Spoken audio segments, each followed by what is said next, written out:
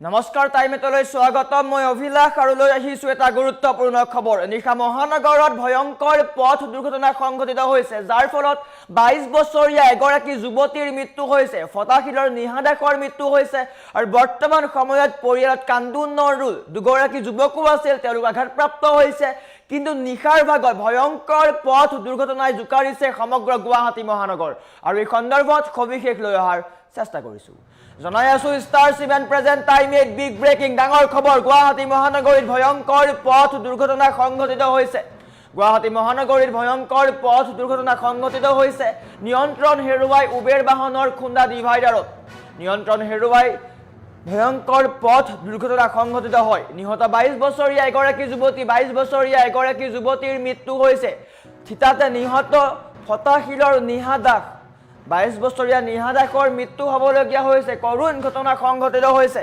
দুৰ্ঘটনাৰ সময়ত আছিল দুগৰাকী যুৱকো আৰু তেওঁলোকো আঘাতপ্ৰাপ্ত হৈছে কিন্তু বৰ্তমান সময়ত ফটাশিলৰ নিহাদাকৰ মৃত্যু হৈছে চালকক আটক কৰা হৈছে উবেৰ বাহনৰ চালকক আটক কৰা হৈছে যদিও এগৰাকী যুৱতীৰ মৃত্যু হ'বলগীয়া হৈছে কৰুণ ঘটনা মহানগৰীত চাঞ্চল্যৰ সৃষ্টি হৈছে পান বজাৰৰ গুৱাহাটীৰ উচ্চ ন্যায়ালয়ৰ সমীপতে ঘটনা সংঘটিত হৈছে আৰু ঘটনাক লৈ হাহাকাৰ পৰিবেশৰ সৃষ্টি হৈছে পৰিয়ালত কান্দোনৰ ৰুল নিশাই ঘটনাস্থলীত আৰক্ষী উপস্থিত হৈছে তদন্ত অব্যাহত ৰাখিছে কিন্তু যুৱতীগৰাকীৰ মৃত্যু হৈছে গুৱাহাটী মহানগৰীৰ ৰাজপথত তেজৰ চেকুৰা দেখিবলৈ পোৱা গৈছে এইগৰাকী হৈছে 22 বছৰীয়া নিহাদাক নিশা তেওঁ ওলাই গৈছিল আৰু ঘৰ ঘূৰি নাপালেহি ৰাজপথৰে সংঘটিত হল কৰুণ ঘটনা মৃত্যু সাবতিলৈ ওলাই 22 বছৰীয়া নিহাদাকে বৰ্তমান পৰিয়ালত কান্দোনৰ ৰুল সকলোৱে কান্দিছে পৰিয়ালৰ সকলোৱে কান্দিছে মহানগৰীত চাঞ্চল্যকৰ সৃষ্টি হৈছে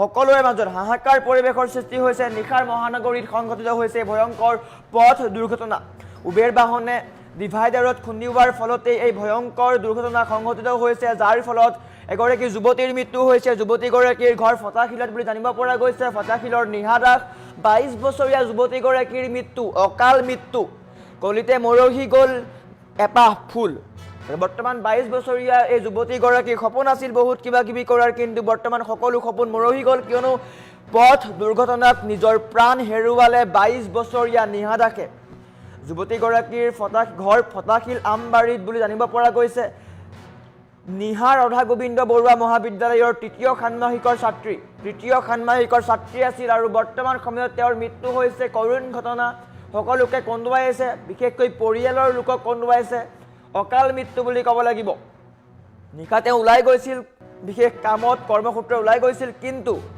ঘৰ ঘূৰি আহি নাপালেহি অকাল মৃত্যু হৈছে পৰিয়ালে কান্দিছে প্ৰতিগৰাকী লোকে কান্দিছে কিন্তু মহানগৰীত সংঘটিত হৈছে ভয়ংকৰ পথ দুৰ্ঘটনা মহানগৰীত নিশা দেখিবলৈ পোৱা গ'ল তেজৰ চেকুৰা চাৰিওফালে কেৱল তেজ দেখিবলৈ পোৱা গ'ল আমি দৃষ্টাংশ দেখুৱাব নোৱাৰোঁ দুৰ্ঘটনাৰ সময়ৰ কিছু বাধ্যবাধকতাৰ কাৰণে কিন্তু বৰ্তমান সময়ত এইগৰাকী যুৱতীৰ মৃত্যু হৈছে কল্পনা কৰক কিমান ভয়ংকৰ পথ দুৰ্ঘটনা হ'ব লাগিব ডিভাইডাৰত খুন্দা মৰাৰ ফলত যুৱতীগৰাকীৰ মৃত্যু হয় আৰু ঘটনাৰ পিছতে সমগ্ৰ অঞ্চলজুৰি চাঞ্চল্যৰ সৃষ্টি হৈছে পৰিয়ালত কান্দোনৰ ৰুল সকলোৱে কান্দিছে আৰু বৰ্তমান এনেকৈ সকলোৱে কন্দা পৰিলক্ষিত হৈছে বৰ্তমান সময়ত ডাঙৰ খবৰ আহি পৰিছে মহানগৰীত নিশা ভয়ংকৰ পথ দুৰ্ঘটনা সংঘটিত হৈছে যাৰ ফলত 22 বছৰীয়া নিহাদাকৰ মৃত্যু হৈছে 22 বছৰীয়া নিহাদাকে মৃত্যু সাবতি ল'বলগীয়া হৈছে ডাঙৰ খবৰ আহি পৰিছে বৰ্তমান সময়ত এইগৰাকী যুৱতীৰ যি স্থিৰ চিত্ৰ দেখুৱাই আছো এইগৰাকী যুৱতীৰ মৃত্যু হৈছে যাৰ ফলত পৰিয়ালত কান্দোনৰ ৰুল উঠিছে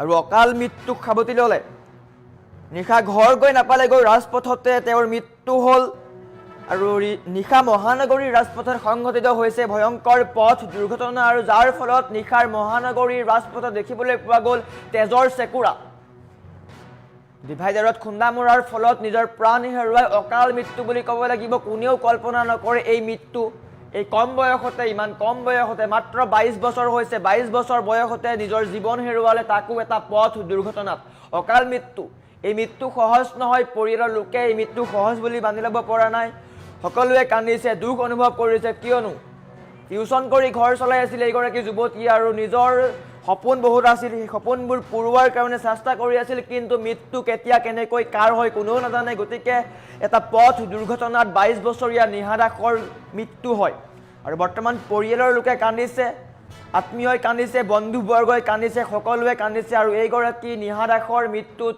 বৰ্তমান সময়ত ফটাশীল আমবাৰীত শোকাকুল পৰিৱেশ। আমাৰ ওচৰত প্ৰশাসনৰ মন্তব্য আছে, মন্তব্য দেখুৱাই লোৱাৰ চেষ্টা কৰিছোঁ।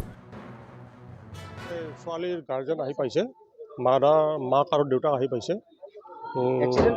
এক্সিডেণ্টটো আমি যিটো আহি পাইছোঁ মানে পাণবজাৰ দিশৰ পৰা যিখন চাৰিচকীয়া বাহন আৰু পিছত এই ছোৱালীজনী বহি আছিলে।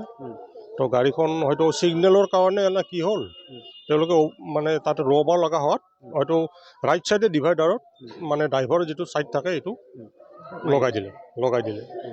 কিন্তু মানে ড্ৰাইভাৰৰ যিটো ছাইড ইয়াত লাগিছে, ছোৱালীজনী পিছত বহি আছে। কিন্তু এতিয়া ঘটনাটো কেনেকৈ কি হ'ল এইটো তদন্ত কালতহে। কেইজন আছিলে তাত?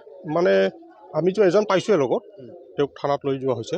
আৰু এজন তাতে ওচৰৰ মানুহে কৈছে, যিখিনি মানুহ তাতে স্পটত পাইছোঁ আমি, এজন পলাই যাওঁ বুলি কৈছে। মানে ছোৱালীৰ গাৰ্জেন আহি পাইছে, মাক আৰু দেউতাক আহি পাইছে। এক্সিডেণ্টটো আমি যিটো আহি পাইছোঁ মানে পাণবজাৰ দিশৰ পৰা যিখন চাৰিচকীয়া বাহন আৰু পিছত এই ছোৱালীজনী বহি আছিলে। তো গাড়ীখন হয়তো ছিগনেলৰ কাৰণে নে কি হ'ল, তেওঁলোকে মানে তাতে ৰ'ব লগা হোৱাত হয়তো ৰাইট ছাইডে ডিভাইডাৰত মানে ড্ৰাইভাৰৰ যিটো ছাইড থাকে এইটো লগাই দিলে। কিন্তু মানে ড্ৰাইভাৰৰ যিটো ছাইড ইয়াত লাগিছে, ছোৱালীজনী পিছত বহি আছে। কিন্তু এতিয়া ঘটনাটো কেনেকৈ কি হ'ল এইটো তদন্ত কালতহে। কেইজন আছিলে তাত? মানে আমিতো এজন পাইছোঁৱে লগত, তেওঁক থানাত লৈ যোৱা হৈছে। আৰু এজন তাতে ওচৰৰ মানুহে কৈছে, যিখিনি মানুহ তাতে স্পটত পাইছোঁ আমি, এজন পলাই যাওঁ বুলি কৈছে। মানে ছোৱালীৰ গাৰ্জেন আহি পাইছে, মাক আৰু দেউতাক আহি পাইছে। এক্সিডেণ্টটো আমি যিটো আহি পাইছোঁ মানে পাণবজাৰ দিশৰ পৰা যিখন চাৰিচকীয়া বাহন আৰু পিছত এই ছোৱালীজনী বহি আছিলে। তো গাড়ীখন হয়তো ছিগনেলৰ কাৰণে নে কি হ'ল, তেওঁলোকে মানে তাতে ৰ'ব লগা হোৱাত হয়তো ৰাইট ছাইডে ডিভাইডাৰত মানে ড্ৰাইভাৰৰ যিটো ছাইড থাকে এইটো লগাই দিলে। কিন্তু মানে ড্ৰাইভাৰৰ যিটো ছাইড ইয়াত লাগিছে, ছোৱালীজনী পিছত বহি আছে। কিন্তু এতিয়া ঘটনাটো কেনেকৈ কি হ'ল এইটো তদন্ত কালতহে। কেইজন আছিলে তাত? মানে আমিতো এজন পাইছোঁৱে লগত, তেওঁক থানাত লৈ যোৱা হৈছে। আৰু এজন তাতে ওচৰৰ মানুহে কৈছে, যিখিনি মানুহ তাতে স্পটত পাইছোঁ আমি, এজন পলাই যাওঁ বুলি কৈছে। মানে ছোৱালীৰ গাৰ্জেন আহি পাইছে, মাক আৰু দেউতাক আহি পাইছে। এক্সিডেণ্টটো আমি যিটো আহি পাইছোঁ মানে পাণবজাৰ দিশৰ পৰা যিখন চাৰিচকীয়া বাহন আৰু পিছত এই ছোৱালীজনী বহি আছিলে। তো গাড়ীখন হয়তো ছিগনেলৰ কাৰণে নে কি হ'ল, তেওঁলোকে মানে তাতে ৰ'ব লগা হোৱাত হয়তো ৰাইট ছাইডে ডিভাইডাৰত মানে ড্ৰাইভাৰৰ যিটো ছাইড থাকে এইটো লগাই দিলে। কিন্তু মানে ড্ৰাইভাৰৰ যিটো ছাইড ইয়াত লাগিছে, ছোৱালীজনী পিছত বহি আছে। কিন্তু এতিয়া ঘটনাটো কেনেকৈ কি হ'ল এইটো তদন্ত কালতহে। কেইজন আছিলে তাত? মানে আমিতো এজন পাইছোঁৱে লগত, তেওঁক থানাত লৈ যোৱা হৈছে। আৰু এজন তাতে ওচৰৰ মানুহে কৈছে, যিখিনি মানুহ তাতে স্পটত পাইছোঁ আমি, এজন পলাই যাওঁ বুলি কৈছে। মানে ছোৱালীৰ গাৰ্জেন আহি পাইছে, মাক আৰু দেউতাক আহি পাইছে। এক্সিডেণ্টটো আমি যিটো আহি পাইছোঁ মানে পাণবজাৰ দিশৰ পৰা যিখন চাৰিচকীয়া বাহন আৰু পিছত এই ছোৱালীজনী বহি আছিলে। তো গাড়ীখন হয়তো ছিগনেলৰ কাৰণে নে কি হ'ল, তেওঁলোকে মানে তাতে ৰ'ব লগা হোৱাত হয়তো ৰাইট ছাইডে ডিভাইডাৰত মানে ড্ৰাইভাৰৰ যিটো ছাইড থাকে এইটো লগাই দিলে। কিন্তু মানে ড্ৰাইভাৰৰ যিটো ছাইড ইয়াত লাগিছে, ছোৱালীজনী পিছত বহি আছে। কিন্তু এতিয়া ঘটনাটো কেনেকৈ কি হ'ল এইটো তদন্ত কালতহে। কেইজন আছিলে তাত? মানে আমিতো এজন পাইছোঁৱে লগত, তেওঁক থানাত লৈ যোৱা হৈছে। আৰু এজন তাতে ওচৰৰ মানুহে কৈছে, যিখিনি মানুহ তাতে স্পটত পাইছোঁ আমি, এজন পলাই যাওঁ বুলি কৈছে। মানে